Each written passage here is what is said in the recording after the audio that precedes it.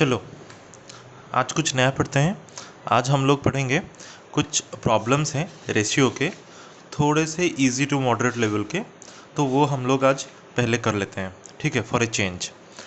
ठीक है, पहला क्वेश्चन है, if ₹722 is divided into 3 parts in the proportion this the third part is कितना होगा। देखो, नॉर्मली हम लोग देखते हैं कि कहीं कहीं जगह पे 2:3:5 दिया गया होगा, मतलब इंटीजर्स में दिया गया होगा, लेकिन यहाँ पे फ्रैक्शन में दिया गया है। तो जब भी ये वाला फ्रैक्शन में दिया गया होगा तो हम लोगों को क्या करना है, ये जो डिनोमिनेटर्स है ना 2, 3 और 4, ठीक है, इसका एलसीएम हमको सोचना है। इसका एलसीएम क्या होगा, 12 होगा इसका एलसीएम, ठीक है। 4 3 ज़ा 12, ठीक है, 4 3 ज़ा 12, तो 12 से ये दोनों डिवाइड, 12 को ये तीनों डिवाइड कर रहे हैं, ठीक है। अगर 12 से डिविजिबल होगा तो हम लोगों को क्या करना है कि इन सब को 12 बनाना है, ठीक है। और अगर इनको 12 बनाना है तो क्या करना पड़ेगा, 2 के साथ 6 का गुणा, 3 के साथ 4 का गुणा, 4 के साथ 3 का गुणा। लेकिन अगर हम लोग डिनोमिनेटर में गुणा कर रहे हैं, मल्टीपल कर रहे हैं, तो इसका मतलब है हम लोगों को न्यूमरेटर में भी करना पड़ेगा। तो देखो, 4 के साथ 3 का गुणा, 3 के साथ भी 3 का गुणा, इंटू 4 इंटू 4 इंटू 6 इंटू 6, ठीक है। अब क्या आया, 6/12 इज़ टू 8/12 इज़ टू 9/12। अब ये स्टेप हम लोगों को एग्ज़ाम में नहीं करना है, ठीक है, कि हम लोग, क्योंकि हम लोगों को पता है कि ये वाले तीनों तो डिनोमिनेटर में अगर सेम सेम सेम आएंगे तो ये वाले तो कट ही जाएंगे, ठीक है। तो ये वाला स्टेप एक्स्ट्रा हम लोगों को नहीं करना है, हम लोगों को डायरेक्ट लिखना है क्या, 6:8:9, ठीक है। अब ये पूछ रहा है कि थर्ड पार्ट कितना होगा।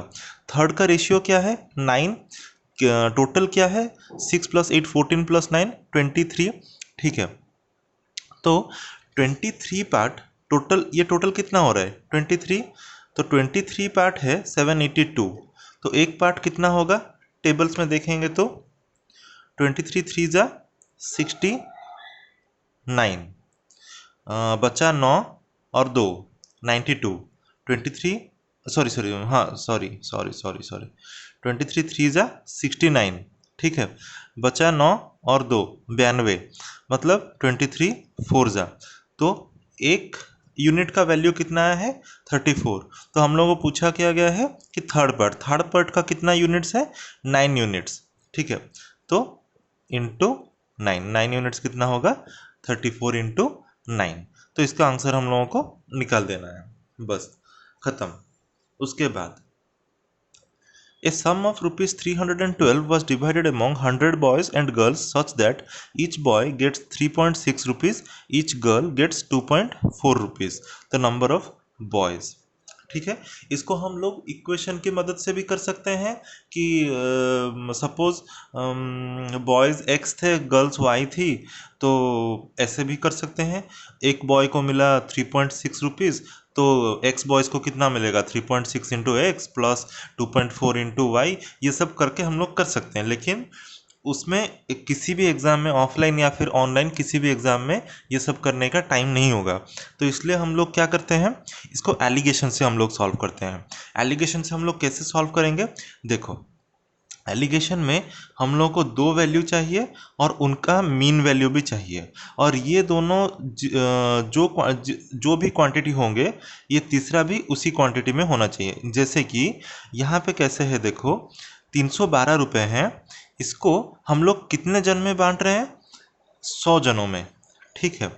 तो अगर मुझे बॉयज़ और गर्ल्स ये सब झंझट में नहीं पड़ना और एक एवरेज ही निकाल देना है, तो मुझे क्या करना पड़ेगा कि 312 रुपये हैं, अगर 100 लोगों में मैंने बांट दिए तो एक को कितना मिलेगा, 3.12 रुपीज़। यही वाला वैल्यू है क्या, ये बीच वाला, ठीक है, मीन वैल्यू। अब सिंगल वैल्यू तो हम लोगों को दिया गया होगा, इंडिविजुअल वैल्यू, जो कि है बॉयज़ के केस में 3.6, गर्ल्स के केस में 2.40, ठीक है। तो अभी हम लोगों को देखना है कि इसका डिफरेंस कितना आएगा।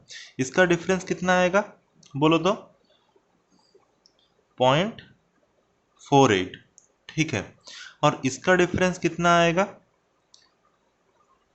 0.72।